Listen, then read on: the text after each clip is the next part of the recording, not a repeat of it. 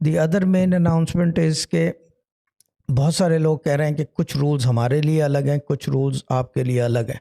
Yes, ये मेरी discretion है आपके प्रॉब्लम के ऊपर, आपकी रूहानी इस्तात और क़ुव्वत के ऊपर आप कितना कर लोगे, क्योंकि मुझे अंदाज़ा हो जाता है.